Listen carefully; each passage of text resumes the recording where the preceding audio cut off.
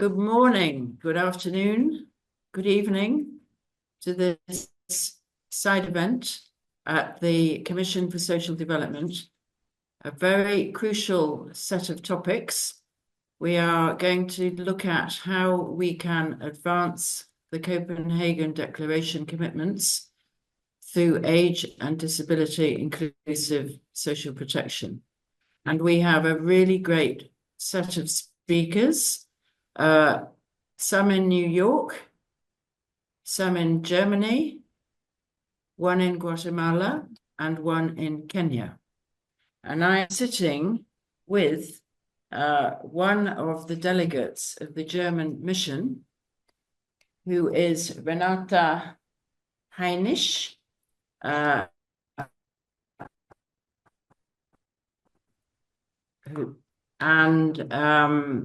other delegates. So Germany is advancing its commitments by having delegates of youth and a few housekeeping rules.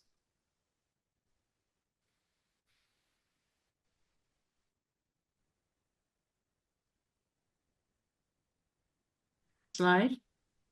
Okay, Sylvia, I'm sorry. We have some connection problems. You could also turn off your camera if that. Anne, are you able to change the slides for me? Yeah, we have the slide how we conduct this meeting. But Sylvia, maybe you have to turn off your camera because we have some connection issues. Okay. Thanks.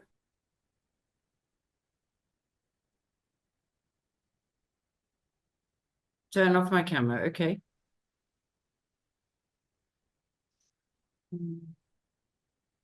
I can't because the host just stopped me. So I just want to say, okay, good. So just to be clear that the event will be recorded. We hope you're happy with that. That's so that we can have a good note to share. For any questions and comments you have, please use the Q&A function at the end of your Zoom features.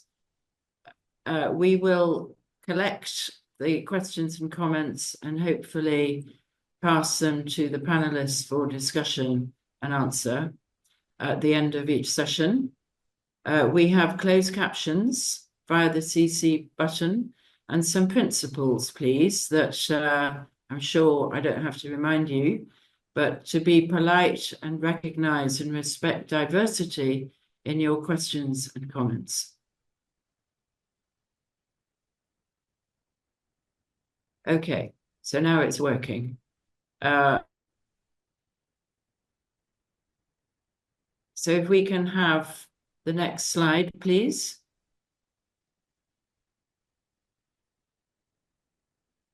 You can continue with setting the scene, Sylvia. Okay, right. So I'm just going to say a few words to kick off before I give the floor to Barbara. As you all know, this is a very important commission for social development because it is, if you like, the start of the road towards the World Social Summit of Development 2, the second World Social Summit. The first was held in Copenhagen in 1995. And just to point out that this was a historic occasion where the social pillar of development was given equal importance to the economic and the environmental pillars. So a lot was done in Copenhagen.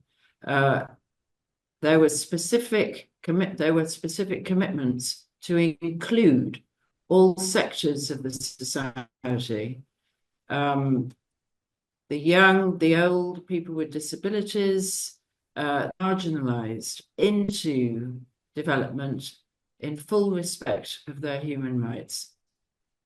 And we have the Human Rights Framework of the United Nations, the Civil and Political Rights Conventions, we also have the recommendations and conventions of the International Labour Organization. So what happened since Copenhagen? We have had many challenges since 95. And I think Barbara will speak about that. But we have a task to do to help governments recommit to those commitments they made in the light of our changing world. And our task today is to put a spotlight on the issues which we feel have been neglected, and with more attention to them, how we can realize the vision of Copenhagen and how we can also realize the implementation of the Sustainable Development Goals, which are very far behind, as we know, and what kind of clear message we want to bring to the governments who are going to meet in Qatar in November. And not to forget, this year also has a very important job with financing for development. The governments are also meeting across the road at the UN about this now, and will meet in June in Seville. And I know Barbara is very involved in that process.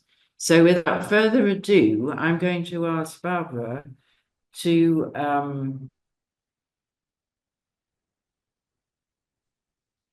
let us not forget that we are in a world of aging, where older people are more numerous than ever before.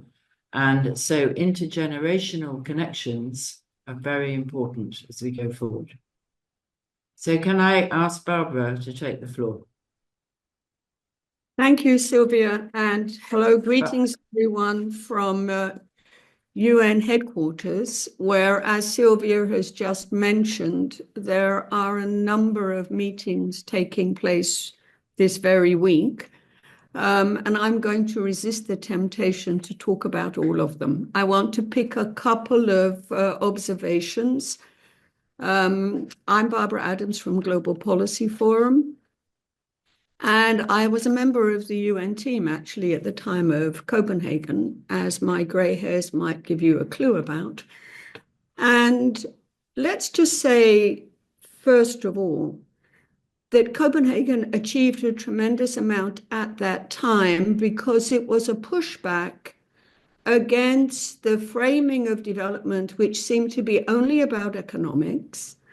And we were in the era of the World Bank structural adjustment programs, similar, if you like, to austerity measures.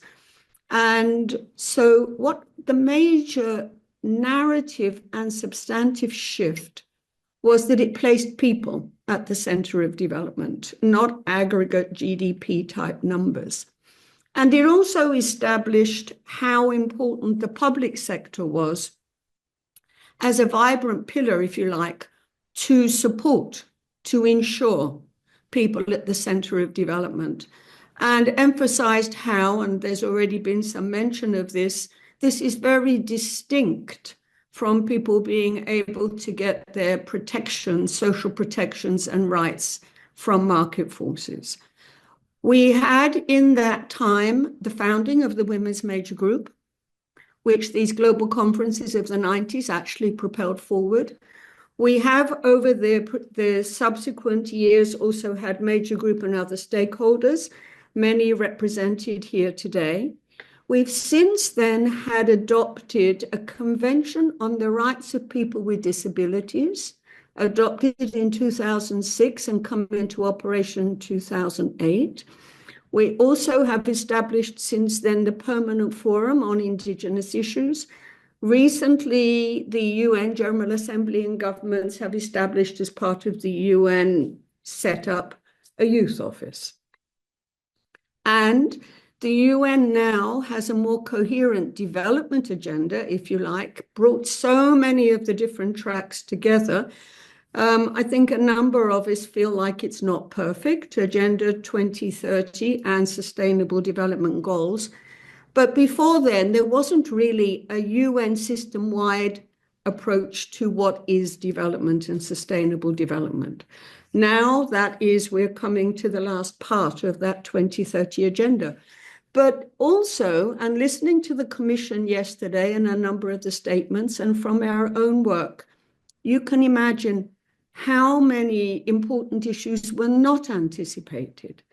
The climate issues, biodiversity, obviously the issues to do with public health and the pandemics, the digital explosion that we have had since then, and the extractivism, if you like, that some of the work around digital and technology have generated.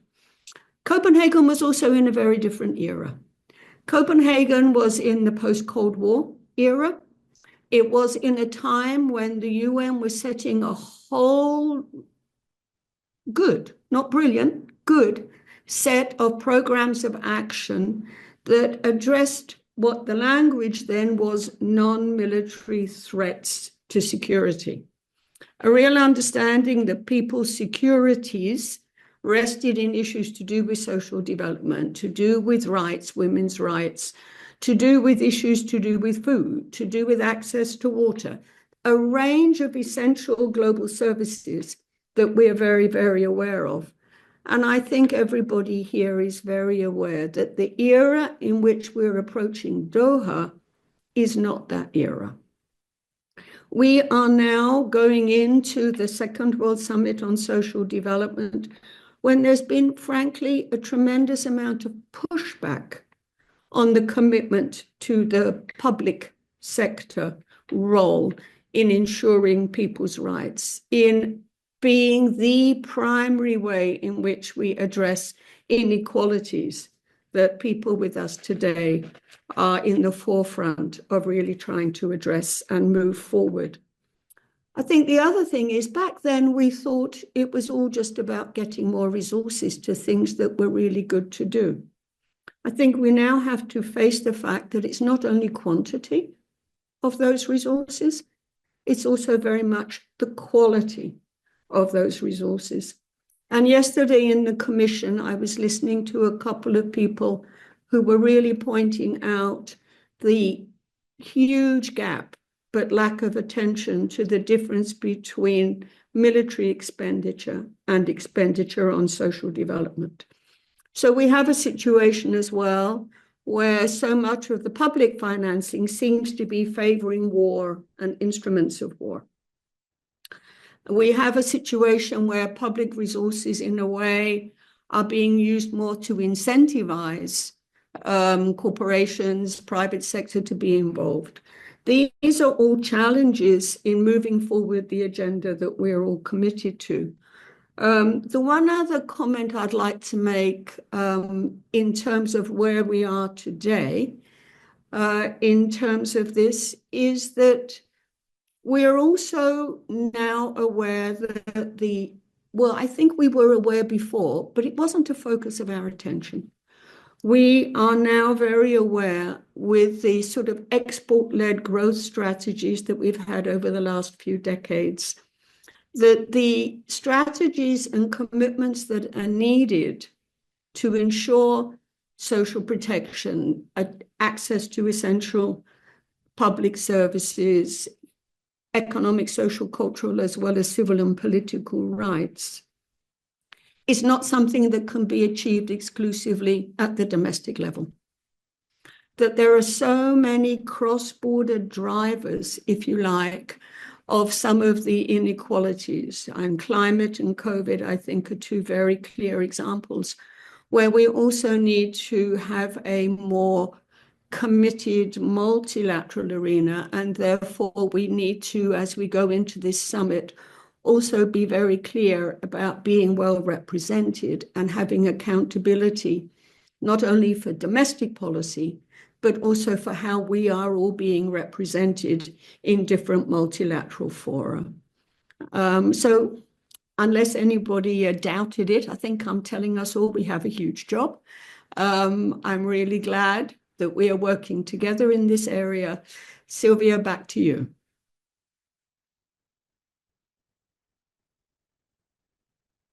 Thank you very much. I hope people can hear. I had a little difficulty with some breaking up, but I want to thank Barbara for outlining the global picture.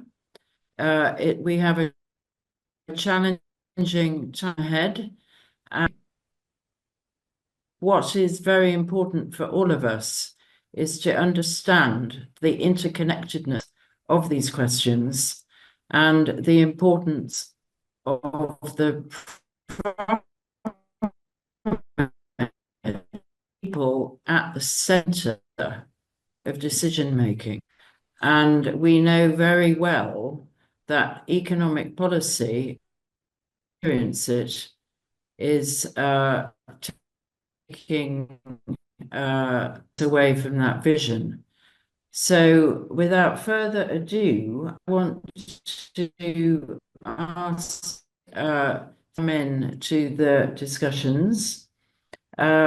Sylvia works on the intersect between human rights and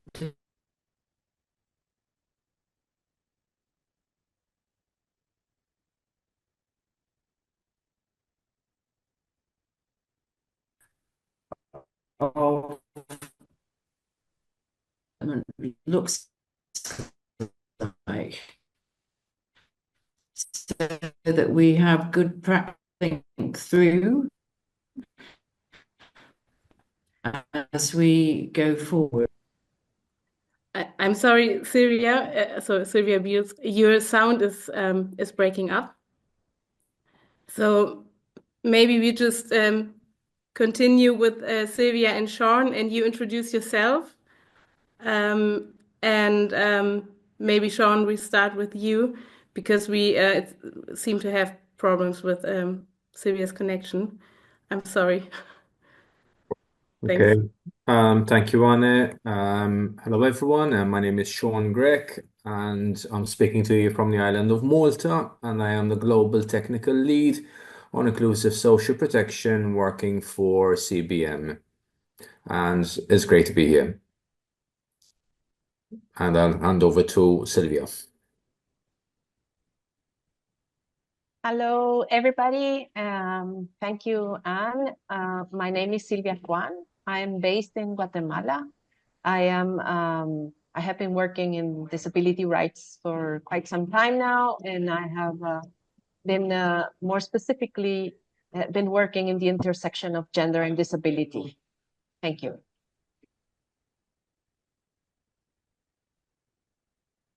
Thank you very much. I would just take over for a second. Maybe Sylvia Beals, you can find a way with the connection.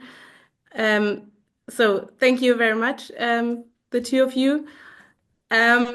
With you, we would like to to start talking about the situation that you find when you work in the countries that you work in, and what you as practitioners or people working with persons with disabilities in rural areas, what key challenges you see and persons with disabilities face when it comes to accessing social protection schemes.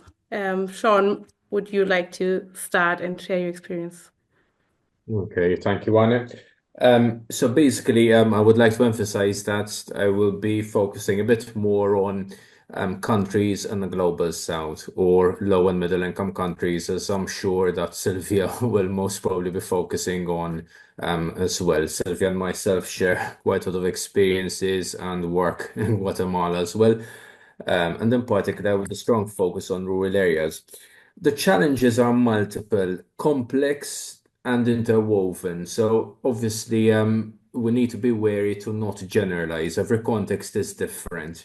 But speaking about poor areas or rural areas in the global south, first of all, the first challenge that you have is the disproportionate levels of poverty amongst populations, and in particular persons with disabilities. Let us not forget that 1 in 5 of the poorest persons in the world are actually persons with disabilities, and amongst them also older adults. The challenges that these pose are multiple. It means problems with, for example, being able to pay for transportation, to actually be able to get to a government office, have the medical screening done, then face accessibility issues within that same building, in particular at a local level or a municipal level, have government staff, for example, processing applications for social security, etc., who are not trained in issues pertinent to disabilities, including terminology to use. Those premises themselves might be inaccessible. There might not be any services available, for example, for deaf people as well within these premises. And when you're speaking about people who come or live in context of extreme poverty, these are expenses that they often cannot sustain. This is only one problem. So even if they manage to get to the government office, get their medical screening done, it will probably be the last time that they can get there because they cannot pay for the transportation again. Number 2, informational issues. Persons with disabilities might not know what they might be eligible to by law because of distance, remoteness, or also because information comes at a cost too. There are also social, cultural, and ideological dimensions, including stigma that persons with disabilities face, including within these same, for example, government offices as well. But one major challenge, and this is particularly pertinent to formal social protection, is that the bulk of persons who live in contexts of poverty operate in the informal sector.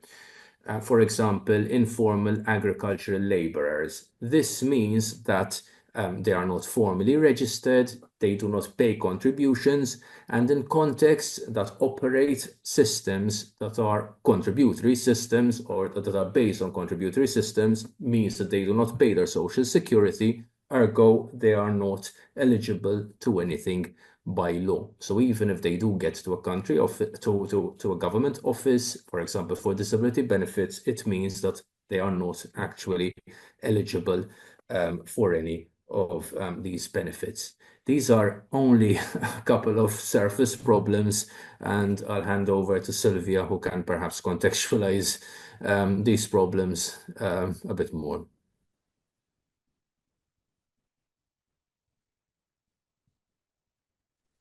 Hi, so thank you. Can you hear me, everyone, or not? Yep. Yes, we can hear you. I think that's better. Thanks. Great. Thank you. I'm so sorry, everyone. Well, because I'm on my phone now. Thank you very much, Sean, for that outline, and I apologize for what happened earlier. So I think, Sylvia, if you can give a bit more detail, please, on this, what I said earlier. Maybe you didn't hear it, but the intersect between human rights, disability, and gender, what it looks like, what you are doing at the grassroots level to make sure there is this connection which we want to see happen much more at the global level. And this will support what Sean has talked about in terms of how we make social protection really deliver on its promise, which is that it reaches everybody universally across the life course. Over to you, Sylvia, okay? Yes, Thank thank you. you very much. So the World Health Organization has provided us in its last World Report on Disability figures that show that women and girls with disabilities face very big gaps in the level of their participation in spheres such as education, health, and employment. These inequalities are a result of several causes, but we would say that basically they're structural barriers, discrimination, and in their access to basic services and goods, including including food, clean water, basic gender-related needs, health, etc. These structural barriers also have the tendency to value what is male, men and boys, and undervalue what is female. So women and girls with disabilities are in a very low hierarchy in the human scale. Cultural and social practices also underscore these structural barriers. My apologies. When discrimination is due to gender and disability, the effects can multiply and result in practices that may be very difficult to identify, as they can be very specific forms of discrimination that affect only girls and women with disabilities, but not other women. For example, forced sterilization is an example of a very serious form of human rights violation to the rights of girls and women with disabilities, as it is a common practice due to stigma and prejudice, wrong ideas about why women and girls should not be pregnant or have babies.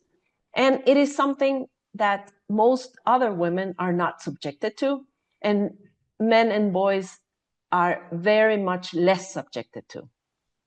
This is only one example of how intersectionality works in a negative sense. Multiple or intersectional discrimination may result in very specific forms of violations to the rights of those being subjected.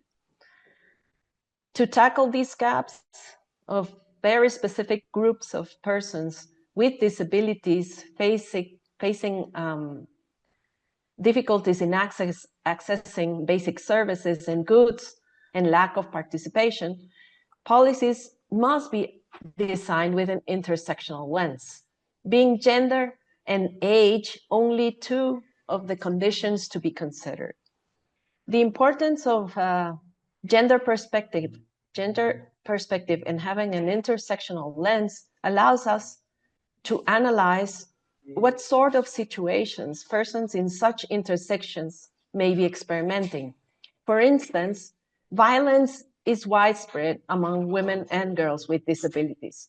And if we further consider age, impairment, income, we will see that those who have more than two conditions that exclude them or that are oppressing identities face higher risks of exclusion and violence. Plus, the effects of these violence may be much more intense and prolonged, as these very specific forms of violence may not be necessarily identified as forms of violence, even by those who are knowledgeable about gender-based violence, but who have been working only with women and not other subgroups.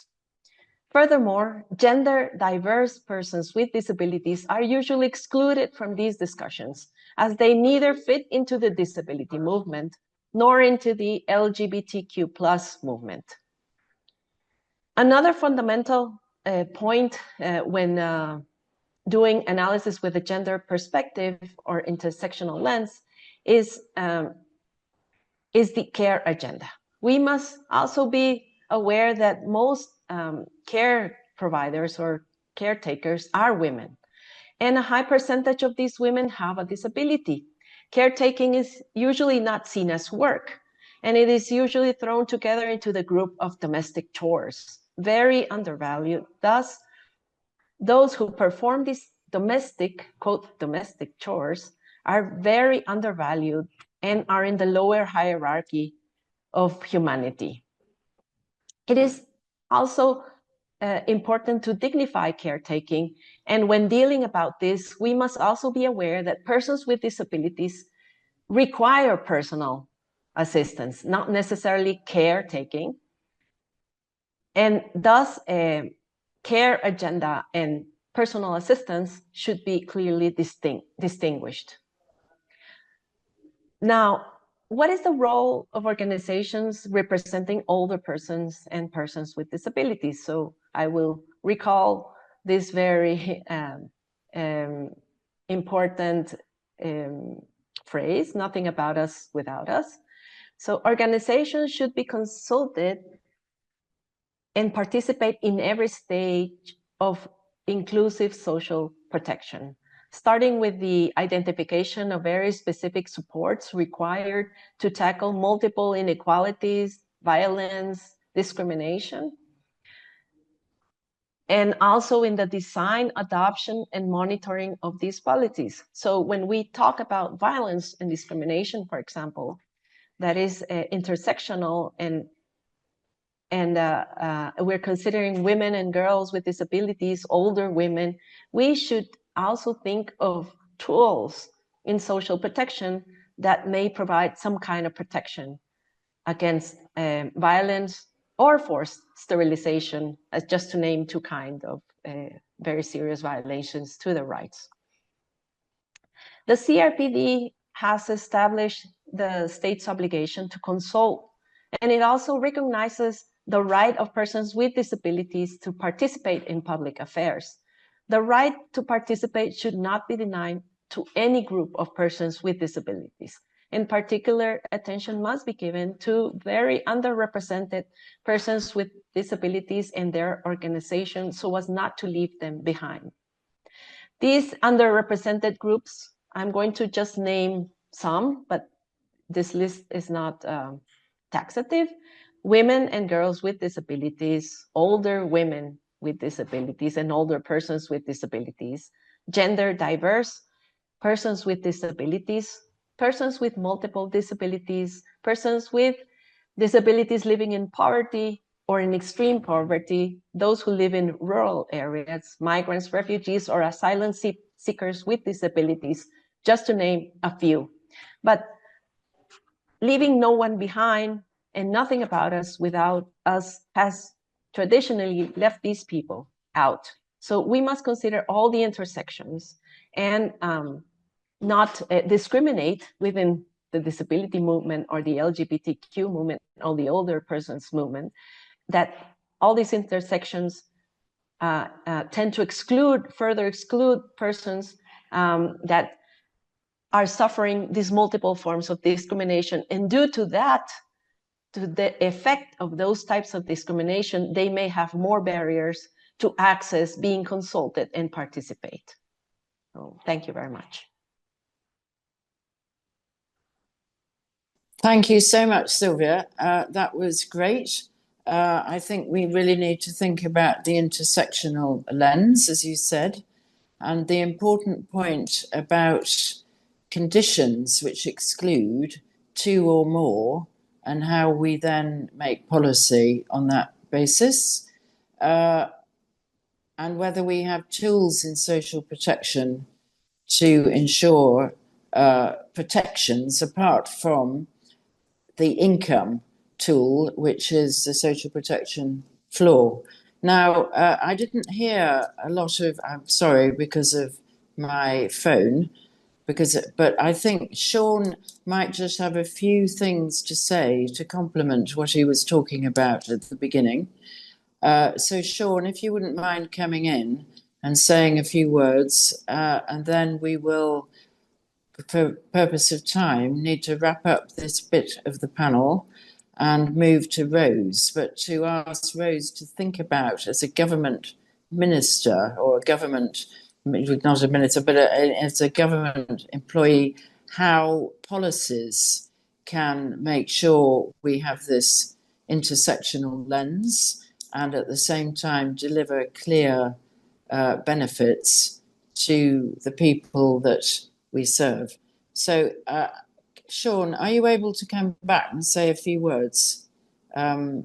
Because I think you talked about the informal sector, but perhaps you could complement it. Thank you. Thank you very much. I started talking about which was related to Anna's question in terms of the challenges faced by persons with disabilities in the local context that we work in when it comes to accessing social protection. So I was mentioning infrastructural barriers, economic barriers, barriers pertinent to poverty, etc. perhaps to bring it back to and link it to what Sylvia is saying, which is very, very important, to the intersectional dimension, and to perhaps even move beyond gender and to incorporate other intersectional areas, for example, different types of disabilities and how certain persons with disabilities face accentuated barriers when it comes to accessing social protection. Let's take, for example, people with intellectual disabilities or even people with invisible disabilities who very often, because social protection mechanisms are contingent on a medical diagnosis, are often flagrantly excluded, not considered persons with disabilities, and therefore ineligible. If we take other intersectional dimensions alongside gender, including issues of distance and remoteness, issues such as indigeneity, and bringing in cultural and ideological dimensions here, the pot becomes even more complex when we take into consideration, for example, folk beliefs about disability and its provenance, and that there are certain cultures where disability is considered the result of sins committed by one's forefathers and ancestors, and how we need to factor in all of these issues, including cultural dimensions, ideological dimensions, and how they actually frame how social protection is understood within local contexts, whether persons at the intersections, at multiple intersections, are considered protectable, so to speak, even by their own communities, and at times even by their own families, let alone by their own governments. Are they persons who deserve it or who deserve protection? I just want to round off perhaps very quickly, and that it is very important as we move forward to have conceptual clarity here. That when we speak about social protection, we are not speaking about generic protection. Social protection is about risk management. It is about protection for persons living in situations of vulnerability so that they do not cascade into deeper poverty and situations of marginalization and exclusion.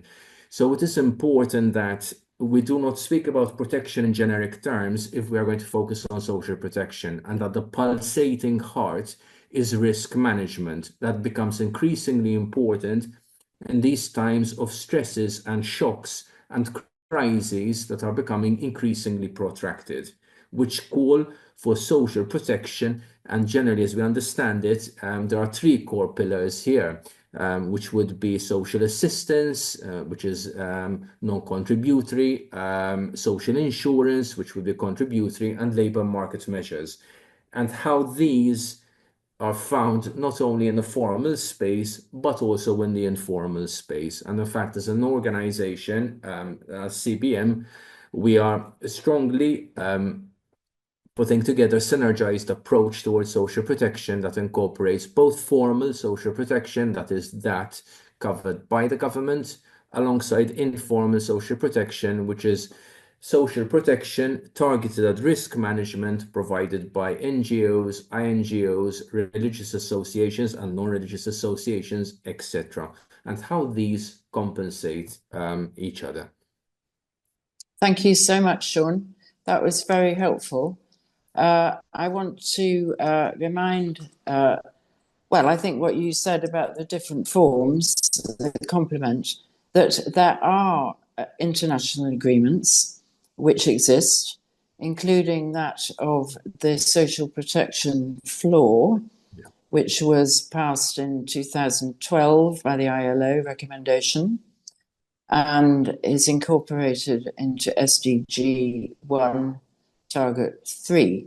So there's something about the obligation of governments to deliver on their social protection commitments here. And with complementary measures from the community, as you talk about, this could, provide the basis for universal coverage. However, if the floor is not there, then you have a vacuum. It is a floor, it's called a floor for a reason. And if everybody had that floor, we would be in a better place. A floor for income for children, people with disabilities, older persons, and the unemployed, and those who are expectant mothers, plus access to health. So I think that's very good indeed. We have one question from Zambia. I'm just going to read it. Should we prioritize universal social protection or do targeted assistance based on income levels? I think the answer perhaps is that governments need to deliver on their obligations they have, which in this case is the floor. However, I'm going to ask Rose to come in here because as a government person, she deals a lot with the very complicated complexities of the intersections that we've been talking about. Rose, if you're happy to come in, and I would like you to sort of explain really what it's like being in a government department which is doing its best to put the different programs together to make a coherent whole. And I know Kenya leads the way with social protection work for many countries. So perhaps, Rose, you could talk about how you deal with the age and disability nexus in your programs. Thank you. Yeah, thank you so much. So happy to be here. Happy to see you once again. At least now we can see your face. Yeah, so as you said, I work for the government of Kenya, and Kenya takes social protection very keenly, and it believes that social protection, inclusive social protection systems are necessary for equity, because equity is what addresses the specific needs of different groups, including the marginalized groups that Sylvia has also talked about. It is also the means in eradicating poverty, and it's through social protection that we're able to come up with programs that are actually able to touch the most vulnerable in the community and just give them a level of livelihood that is good enough.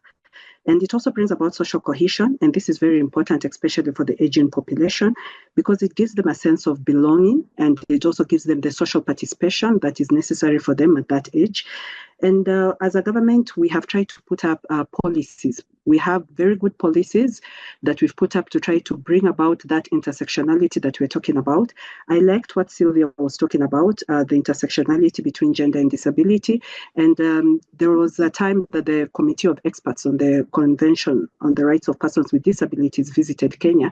And one of the things they noticed as a country that we were lacking in a strategy to address that intersectionality. And because of that recommendation, we are now in the process of developing an intersectional strategy for women and girls with disabilities to reduce discrimination, and also looking at the pillars on health and education and just how involved they are and how they're able to access these services, because in everything that we're doing, we are basically trying to remove barriers and create an enabling environment so that people can have a valuable life. By doing that, we have come up with certain policies. So, for example, we have the older persons policy that we developed in 2018. And this is just part of what we have committed to ourselves as a state, the things that we have picked up internationally. We are now coming up with the older persons bill. And this bill is basically a legislative framework to address the care and protection of older persons, which is very necessary at this time because we are having a larger number of aging population within Kenya.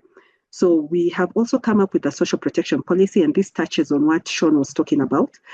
He talked about the pillar of income security, and that is something that as a country we are doing. We have the contributory, where we have the pension for those who are employed, and right now our pension system has gone digitally. So this has, the technology has its benefits, and it also has its negatives for the older persons, because you find that some of the older people, especially in Kenya, did not grow up in this technology. So we might think we are helping them by going digital, but at the end of going digital, we end up leaving others behind. Just speaking to what Sylvia was saying, that some of the things that we do in the name of nothing for us without us or leave no one behind, at the end of the day, we end up actually leaving some of the people behind because of the kind of means we are using to deliver some of the social protection mechanisms. So we also have the non-contributory social protection income security, where we have the social assistance. And though we are not yet universal, as someone has asked, we are not yet universal because as much as we're giving 70 years and above the cash transfer, it's still targeted because we don't give those who are on pension. So the fact that we're not giving those who are on pension, then it means it's still targeted. But we are hoping that the bill that we are working on, the 2024 Older Persons Bill, will be able to address that, and we will probably take from 65 years old and make the whole program universal. So just going back to the social protection policy that I was talking about, we have the issue of complementary programs. And this is basically a way of trying to create programs in issues to do with health and nutrition, because these things are very necessary for the kind of population we are talking about. And as I said earlier, our ministry looks at it cuts across different ages. We deal with children, we deal with persons with disabilities, we deal with older people, we deal with the most vulnerable people in the community, because social development is one of the mandates we do. So we really need to we are actually developing complementary programs that are able to uplift the lives of these people. Just another pillar that we have in social protection is we have social health, something that Sean has already talked about, so I won't go into details about that. And we also have the shock responsive social protection, where basically we are trying to look at people who are affected by issues of climate change. Climate change is real, and it's impacting especially older persons and persons with disabilities more than other persons. And therefore, as a country, we are looking at ways and working with partners such as UNICEF to see how can we be able to support persons with disabilities, even including children with disabilities, in times of emergencies, in times of droughts and such issues.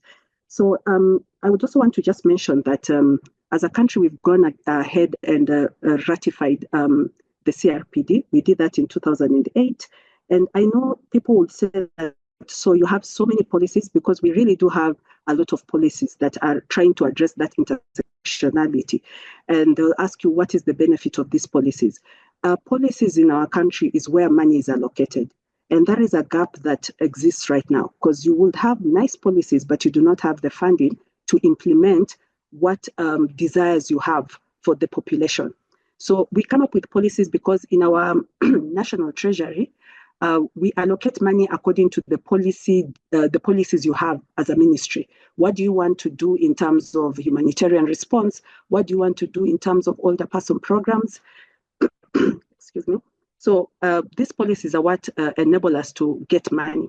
But on that issue, you find that as we work with development partners, there is not that much commitment on issues to do with disability inclusion. So one thing that we've been trying and to advocate, and even we are doing right now, is to see how we can get commitment from development partners so that they're able to actually commit money towards issues like disability inclusion. And also on the part of older persons, to see how the government, through this bill, once it sails through and becomes an act, how they can allocate money towards that. So I have a lot to say, and I'm seeing my clock is ticking, but if you can just allow me to talk about two other things. We've been working very closely, as a government, and this I think has been said by the previous speakers. There is need for co-creation in policy, where, like, for example, when we're developing the Older Persons Bill, we did public participation. Right now, we're also repealing the Persons with Disability Bill that we have had for the last around from 2003 to date. We have repealed it, and I'm happy to say that it has passed through the National Treasury.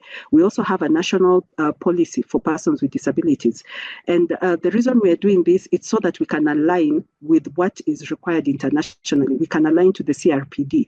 We can be able now to use this policy frameworks to be able to implement programs that are relevant in this time. So we are really working close with organizations of older persons. We are working together with organizations of persons with disability. Another way that we work closely is joint initiative programs. We work joint initiative programs, we partner with other organizations with similar thinking, and therefore we are able to cut down on costs, because it's like we co-fund the program that we are running on older persons and persons with disability. Lastly, maybe I'll just want to say on issues to do, what is the way forward? What are the gaps that exist that even as partners come on board, we should be looking at? And one thing that I realize is data. We need inclusive data. So we have data. Sometimes that data, when analyzed, does not really address the specific needs of either older persons, persons with disability, or women and girls with disabilities. So there is need for inclusive data. And this data should be able also to touch on the support needs. We should be able to look at the care reform. We should be able to, the data should be skewed towards the specific needs of people. So I think that is something as partners and those who are online, let us make evidence-based social protection. Another thing would be having social protection that is costed.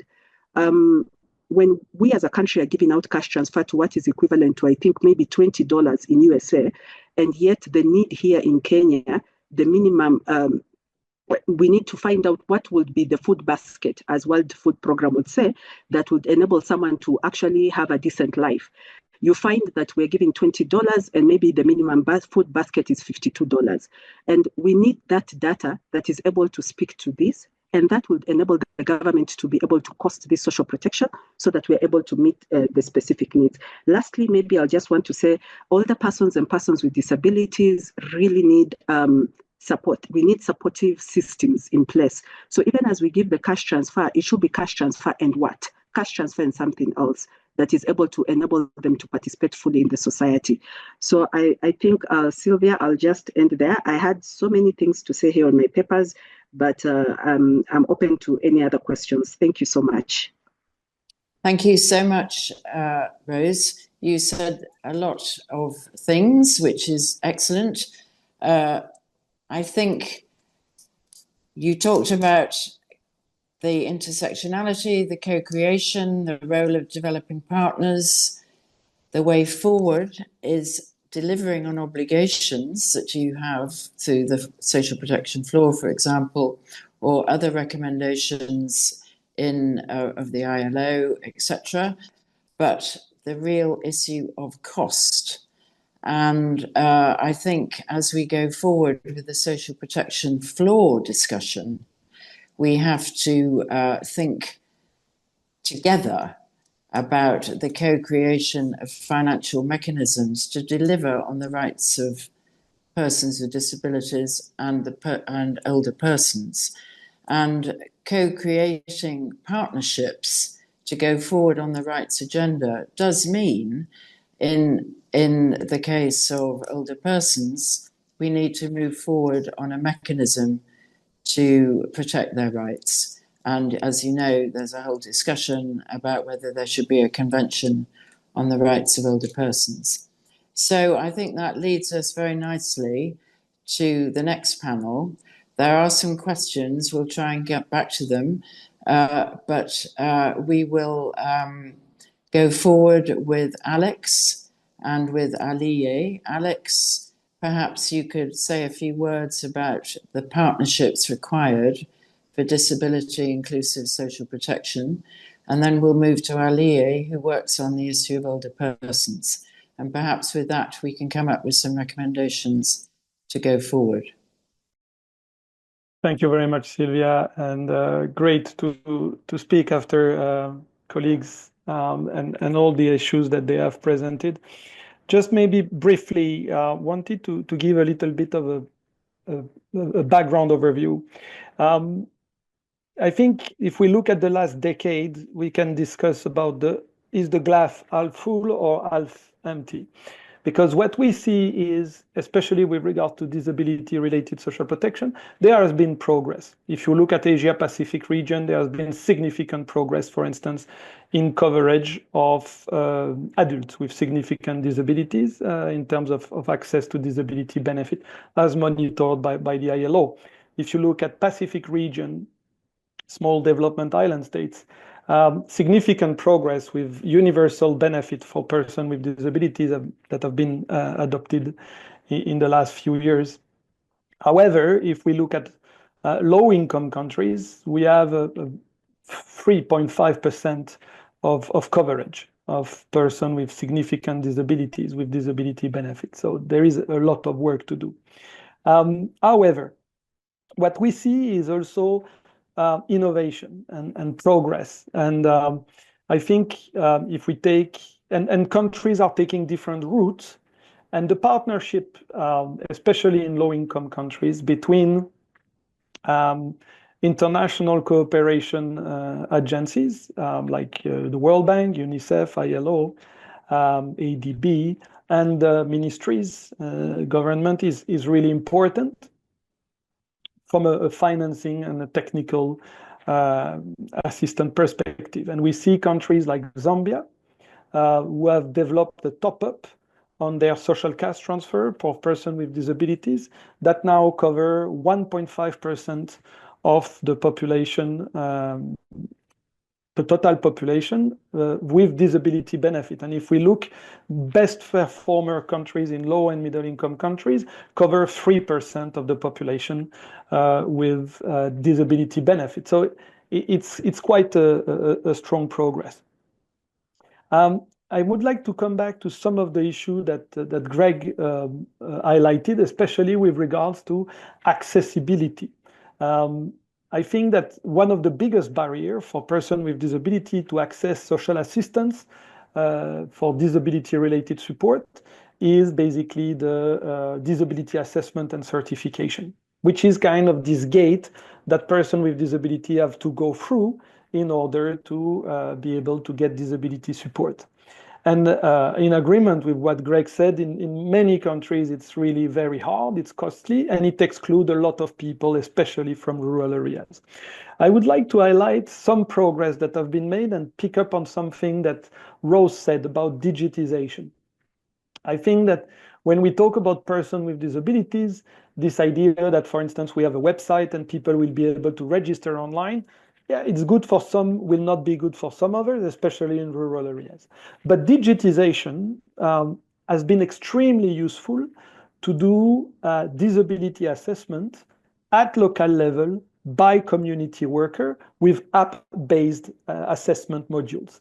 And we see that with Cambodia, that has managed to register 300,000 people in 3 years, which is a very, very strong performance. And we see countries like Sierra Leone, Myanmar, and others going into that direction. So, and again, this comes from partnership between NGOs, international agencies, as well as different ministries in order to build those systems. For instance, when you have both the Ministry of Health and the Ministry of Social Affairs involvement. The last point I wanted to make, also building on some element that Sylvia and Rose mentioned, is the importance of cash plus care and support services. And if we talk about person with disability, children and working age adult, and older person, one of the biggest issue and the biggest driver of cost after healthcare cost is basically human assistance for people with high support needs. And we know that with all the conversation on the care economy, it has a very strong gender implication because of the impact in terms of unpaid care and time poverty for women and girls that are providing unpaid care. So it's really using the expansion of social protection system, including the expansion of cash transfer that we are seeing by, as Greg was saying, trying to find what are the combination between informal community support system, civil society programs, and let's say, cash transfer and formal support, such as, for instance, provision of assistive technology. How do we work together to find the best way to combine those elements to provide the most cost-effective and the most inclusive support for persons with disabilities? So I'll stop there. Thank you. Sylvia, you're muted.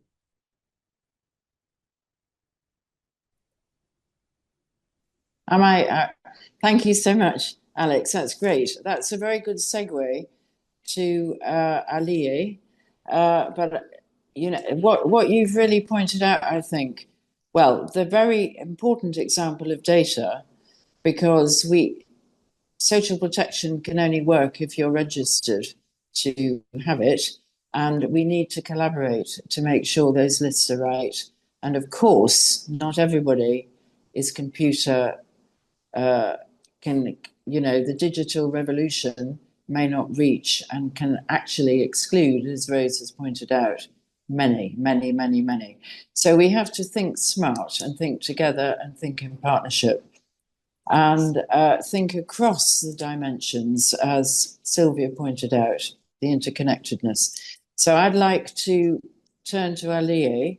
We don't have a lot of time. Time is not on our side, but please come in, Aliye, and explain to us how we can pull things together through an intergovernmental process as well, because that's what we've got now at the Commission for Social Development. Thank you. Thank you, Sylvia, and thank you, everyone, and good morning, afternoon. It's an honor to be here with you today, and I'm going to be discussing a lot of what we've talked about and kind of try to bring it together. And this is a topic that touches all of our lives in some way, how we can better support older persons and address the inequalities that they face. And aging, as I said, something we all experience. And when coupled with disabilities, it presents distinct challenges that require thoughtful and inclusive solutions. In policymaking discussions, you may have heard of the Madrid International Plan of Action on Aging, that's MIPA for short, and we mentioned the 2030 Agenda for Sustainable Development. These intergovernmentally negotiated frameworks have emphasized creating inclusive and equitable societies for all ages and abilities. And building on and complementing these commitments, we also have the UN Decade of Healthy Aging, which was declared by the General Assembly in 2020 to improve the lives of older persons and their communities. Now, MIPA was shaped by commitments made at the 1995 World Summit for Social Development, which emphasized social inclusion and equity, which we talked about in the beginning. And 7 years later, in 2002, the Second World Assembly on Aging in Madrid provided a comprehensive framework for addressing global aging challenges, focusing on development, health, and supportive environments. Now, to support MIPA's implementation, member states have entrusted the Commission for Social Development, which is taking place right now, with reviewing and appraising its progress. And to support MIPA's implementation, member states have been encouraged to utilize more fully, within their specific national circumstances, a bottom-up participatory approach to the review and appraisal of MIPA by inviting civil society, including organizations of older persons, to participate. The review and appraisal process operates on a 5-year cycle with national, regional, and global reviews to evaluate implementation and also to identify emerging issues. And last week, member states successfully advanced the global aging agenda with a passage of a resolution deciding on a 5th review and appraisal cycle of MIPA that will look forward to being adopted this Friday. So we hope that resolution will go in after tomorrow. Based on the resolution, you'll see that national reviews are planned to take place in 2026. Regional will be in 2027. That's marking the 25th anniversary of MIPA. And then in 2028, the global review will be taking place back here in New York during the Commission for Social Development. Now, just briefly, I'd like to paint a picture of the broader context that we're living in today, which is global population aging represents one of the most significant demographic transformations of the 21st century, which is occurring in all countries and regions. Even in those countries that you might think of the relatively youthful populations today, the number of older persons, even there, is projected to rise, which is reinforcing the global nature of population aging. However, I should note that the timing and pace can vary significantly across regions and countries. And this demographic shift necessitates reforms of a lot of what we talked about today: social protection systems, health services, and economic policies. Now, by 2050, the number of older persons is projected to be more than 3 times the number of children under the age of 5, and almost 2/3 higher than the number of youth worldwide.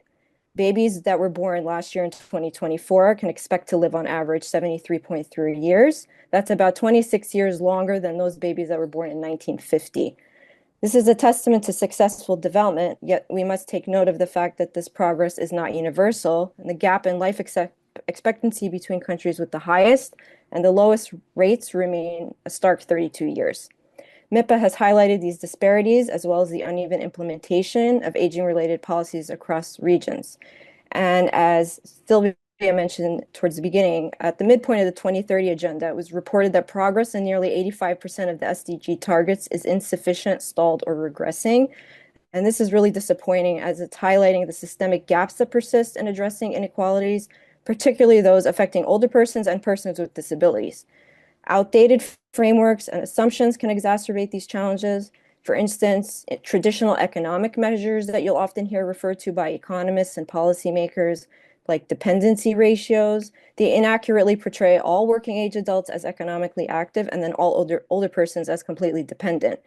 And we say this oversimplification not only ignores the substantial economic and social contributions older persons make, but it fails to recognize the diversity among older persons.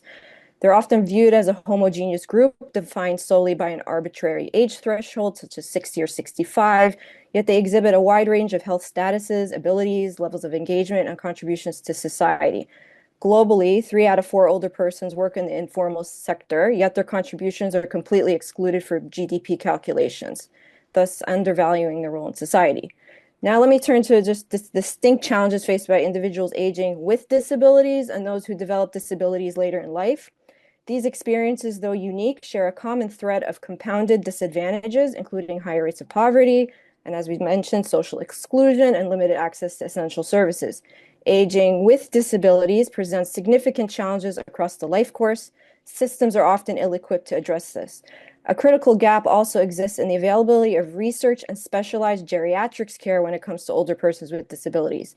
While you'll find pediatric specialists more readily available for children with disabilities, older persons face challenges, for instance, navigating a complex healthcare system, especially for those that have intellectual and developmental disabilities. The system just lacks expertise in addressing both their lifelong condition and the complexities of age-related health needs.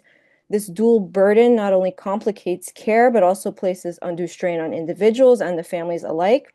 We noted that in the 4th review and appraisal of MIPA, it revealed that in many regions, care and support systems frequently expect older persons with disabilities to live with family members, and it overlooking thus both who they prefer to live with, if they prefer living independently, or if they lack family support altogether. This systemic assumption further compounds the challenge of accessing appropriate care and support, as Alex also mentioned. Also, our understanding of how disabilities interact with aging, the aging process itself remains limited. I've noticed the research on longitudinal studies have not adequately explored how conditions evolve over time, how they may be compounded with aging, or what interventions could be most effective. And this knowledge gap directly impacts the quality of care and support systems available to older persons with disabilities. Now, the path to developing a disability in later life can also be sudden and unexpected. This can impact each and every one of us. I have felt this myself recently. A fall, for example, can drastically alter an older person's independence. One fall often predicts future falls, and while it's not typically considered or thought of as fatal, it actually can lead to long-term disability or dependency. Falls significantly increase the risk of requiring long-term care and highlight the need for preventative interventions to support older persons' mobility and safety. And another critical example I'd like to highlight is dementia. Dementia is a leading cause of care independency and disability among older persons worldwide. Although it's often mistaken as a normal part of aging, it's actually really not. It is considered a neurodegenerative disease state.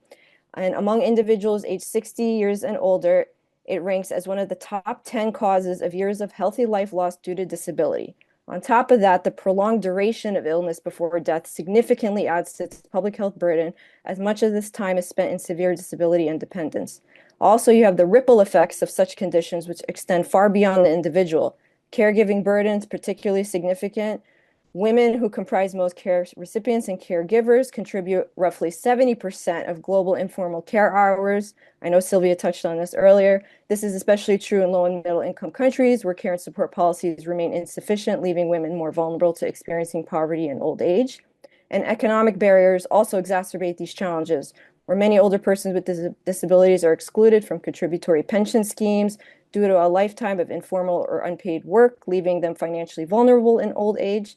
Workplace discrimination and ageism further limits their opportunities, compounding the economic disparities they face. Addressing the challenges faced by older persons, particularly those with disabilities, requires robust data and collection and monitoring, as Rose talked about as well. Many older persons don't actually identify themselves as having disabilities, even when they're having real troubles with daily activities. And here's part of the problem. Most of our surveys are not really designed with older persons in mind. They often exclude older persons with disabilities living in institutions, or they impose age limits on these surveys. Now, when we don't disaggregate data, as we touched on, such as by age and disabilities, it's like trying to solve a puzzle with missing pieces. You can't create effective evidence-based policies if you don't have the full picture. MIPA emphasizes the importance of research, data collection, and analysis as priorities for supporting policy development aligned with the realities of an aging society. And addressing these gaps is essential for inclusive and sustainable development strategies. Now, before I wrap up, I just want to mention quickly the Titchfield City Group on Aging, which was established under the UN Statistical Commission led by the UK Office for National Statistics. Its work focuses on developing standardized tools for aging-related data and encouraging global adoption. They had a report come out in 2024 last year titled Invisible Aging, Data Availability for Sustainable Development Goals, and it highlights significant disparities in data availability, particularly between low and income countries. But what was most interesting to me was the report emphasized both achievements and gaps, but noted that data for enabling environments was actually the least available across the board. This scarcity in data hinders the development policies to address the needs of older persons with disabilities, especially in accessing safe housing, public spaces, and transportation. Such gaps also hamper equitable monitoring and implementation of the SDGs. So strengthening initiatives like the Titchfield City Group on Aging will make data disaggregation standard in monitoring systems, enabling government and civil society to design inclusive evidence-based policies and programs that fully account for the contributions and needs of older persons. The challenges I highlighted stress the need for addressing both disabilities acquired with age and the lifelong impact of living with disabilities, ensuring social protection systems, accessible environments, equitable healthcare, and economic inclusion must remain central to our efforts to build societies that respect and support individuals of all abilities. And as we prepare for the upcoming Second World Summit on Social Development in Doha, it's important to acknowledge the progress we've made since Copenhagen and focus on the work that still lies ahead. Older persons must remain central to these efforts, not as passive recipients, but as active contributors to our societies, bringing knowledge, resilience, and lived experiences. Their full inclusion is not only a fundamental right, but it's a cornerstone for building sustainable, inclusive societies that benefit all current and future generations. Thank you so much. Thank you, Aliye. Thank you so much. They said such a lot. There is a question which about the Convention of the Rights of Older Persons. What difference will it make? How near are we to that? But I think we have to sort of leave that. Maybe you have a quick comment to make in a minute, but I would like to turn to Barbara, who is going to come up with some final thoughts for us, because I know she has to leave. But if others don't have to leave, maybe we could take an extra 5 minutes for the panelists to answer a few of the questions which we can give them via the, but Barbara, do you want to come in and say a few words, please? What do we need to do for the World Social Summit together? The World Social Summit. Look, this is amazing. I'm so sorry I have to leave to another meeting. I think the detail, the experiences, the expertise, and everything that's being described. Frankly, if we could work out a way in which something like the World Summit for Social Development coming up becomes an enabling space for moving that kind of expertise and commitments forward would be fantastic. I have a couple of questions. One is, what kind of global accountability space do people think would really help both advance the work that everybody is involved in very clearly, but also maybe to also focus a little bit more directly on what people understand to be the obstacles in terms of that, and to where those obstacles are located, and what kind of work people could do together using something like WSD2 to try and challenge.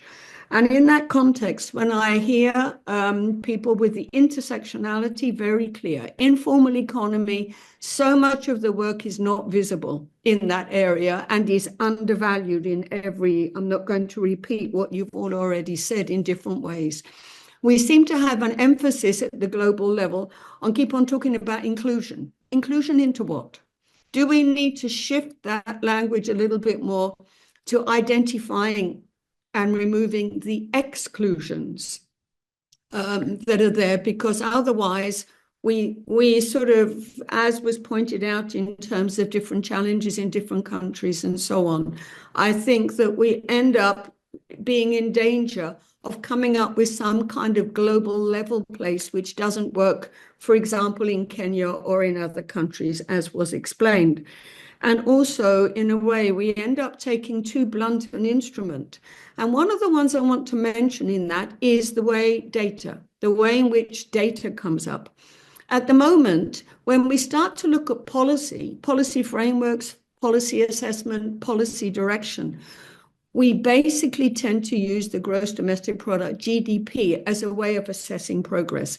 And yet we've all articulated very clearly how that is inadequate, and how in various different ways, the way in which data is both identifying problems in different ways, but also drives policy to move forward, particularly globally.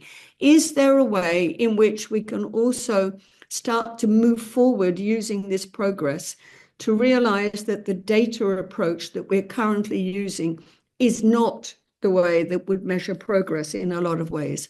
Something that was common throughout. We're talking about inequalities, aren't we? We're talking about inequalities of all kinds. We're talking about income inequality. We're talking about so-called non-income, meaning discrimination. I think Sylvia articulated very clearly, I think it was Sylvia, the structural barriers that are there. And so it seems to me that what we need at the global level is something we absolutely don't have, which is an accountability space on inequalities. And so if we can start to, we're far enough out. This meeting is almost a year away. Quite often we get involved in these processes in the last few months, by which time the agenda shaping, the negotiations have started, and we're having to work within the goalposts of what they are. If we're starting now, can we not identify some particular things that will also shift goalposts and make more space for all of the work that people are doing, where they are with the expertise and the real knowledge and really connected to the various specific issues? I know that's too general. I know that's too rushed. I know that's a question, not an answer, and I really apologize. But I really feel like there's so much about people's lives and different kinds of realities that we're talking about here. And we really need to assess globally what the question on finance, intersectionality. We know the intersectionality. None of us has one identity. We're all intersectional. Ministries aren't. And when we take a certain issue to a particular ministry, it's about housing. It's about Rose's explanation of the work that she's involved in was the way in which we also need an intersectional approach at the ministry, at the policy level. And I think that there's so much that this process could help with, and so much it won't help with. Let's try and figure out where it's an enabling environment and where we don't want to find that we've ended up with a few blunt instruments that, when they translate into particular situations, don't really meet people's realities. Sorry to whatever and have to run, but I'll bump into some of you in the corridors perhaps, or on the next webinar. Thank you, Sylvia. Thank you, everyone. Thank you so much, Barbara. And I'm sorry you have to leave, but that's really great. So I think we're sort of out of time. However, there's a couple of questions and points I just want to, we did want to ask people to come up with takeaways, recommendations. So it's difficult, but I think what we are agreeing, we do need the enabling environment for intersectionality. We do need an accountable space for inequalities. Data is at the heart of everything, knowing what's going on, and also human rights. So we have a human rights framework with some gaps, for example, for older persons. Governments could do more to actually implement the rights that they're supposed to do. So could we have a quick word on the rights of older persons? We have the Convention of the Rights of Disabilities, which has made a tremendous difference. How important would the rights of older persons mechanism be to correct imbalances and help with intersectional approaches? Ali, could you come in really quickly on this? Would that be possible? Yeah, I mean, for where things stand right now, for those who don't know, the open-ended working group on aging in New York was discussing this quite extensively. There were 14 sessions, and now that that's wrapped up, the conversation has moved over to Geneva, and we're, member states there are going to be deciding on how to take that conversation forward. Now, I would say, the Committee on the Rights of Persons with Disabilities did adopt seven rather, general comments since 2014. There's guidelines on Article 14 of the Convention dealing with the right to liberty and security of persons with disabilities, and general comments adopted by the committee dealing with legal recognition before the law, equality and non-discrimination, and the right to live independently. That also was discussed at recent sessions of the open-ended working group before the concluded, and the CRPD's committee's work in relation to legal capacity and supported decision-making is directly relevant to the situation of those of older persons who benefit from protections through CRPD. I'd also mention that one of the most detailed explanations of the right to participation is in CRPD. The Committee on the Rights of Persons with Disabilities expressly included older persons as a group that should be closely consulted and actively involved in the development and implementation of legislation and policies to implement CRPD. So that's from the CRPD side, but when it comes to Convention on the Rights of Older Persons in of itself, we're at the beholden to member states to take that conversation forward in Geneva right now. Okay, well, thank you. I think we have a couple of questions which we can't answer today, but we can think about them as we go forward. One from Erica Dar. What are the studies on the economics of establishing age-inclusive environments in relation to the return on investment? And a second one by Francis Zanuiden. What would an effective accountability space look like? And I think that's a really important idea. We have the human rights framework.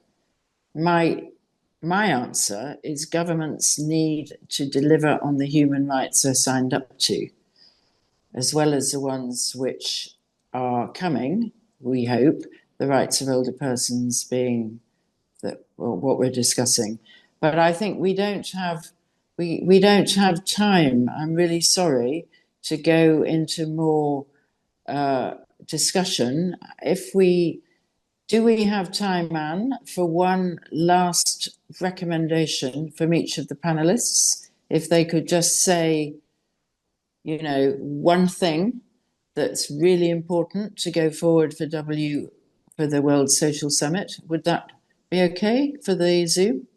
I think it would be okay if everyone really is very short and brief, and then give one sentence or statement.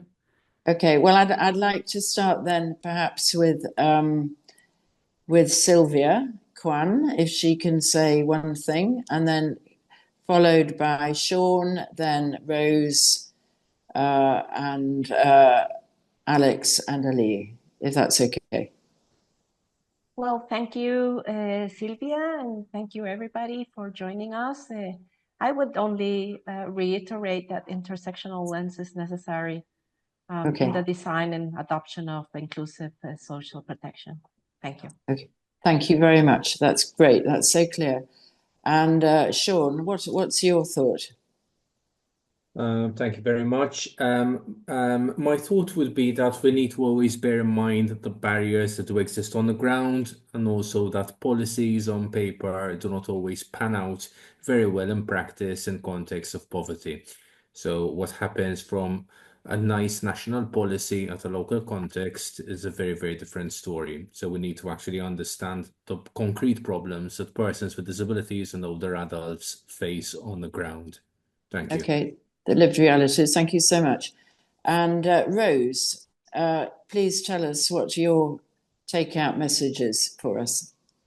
Inclusive data. Data is important. Social protection that is developed based on the specific needs of either older persons or persons with disabilities, and costing of social protection. Thank you so much. It was a pleasure being here. That's great. Thank you so much, Rose. So now, Alex, what's your view, the final word from you? Yeah, thank you, Sylvia. I think that going towards the World Summit, I think it's extremely important to keep pushing for diversity, equity, and inclusion, and to give space, not to club everything under one reference to vulnerable groups. Children have needs, persons with disabilities have needs and rights, older persons have needs and rights, women and indigenous people, and highlighting this intersectionality, but also giving space to all those groups to have their right recognized. Over. That's brilliant. Thank you so much, Alex. And finally, but not least, Aliye, would you please? I wouldn't say I'd give you a solid recommendation per se. I'm just saying, generally speaking, I think for us to see results, we need older persons themselves and their organizations to be out there, active and involved and engaged, so that this is a bottom-up participatory approach where the voices of those that this impacts are heard. So we saw that in one of the informal briefings where civil society was invited. That was very strong and taken up. So more of that, I'd say, in the lead up would be in everybody's interest. Thank you so much. And they're really good messages. I think Anne may be, Anne has pointed out, we can address the questions in follow-up emails. We'll get a mail in the next few days, and we will try to take care of all the questions. And I'd like to actually just give the last word to Anne, because Anne has been instrumental in setting this up, and I thank her for it. Anne, please say a few words. Okay, so very quickly, thank you very much to all the speakers. Thanks to give us your expertise, and thanks to all the participants. Sorry for the overtime, but I'm glad to see that almost everybody stuck until the end. So thanks a lot, and take care. Yeah, and you will get a mail from me in the next days. So just finally for me, Sylvia, thank you so much again for sticking with us. We've got really good ideas to go forward to the World Social Summit and to input into all our sort of, if you like, sectional negotiations as well. And I'm really grateful on behalf of the Global Coalition for Social Protection Floors, from the Stakeholder Group on Aging, from Grey Panthers, Age and Youth in Action, that we go forward together with unity and strength. Thank you so much. Bye-bye. Bye. Bye.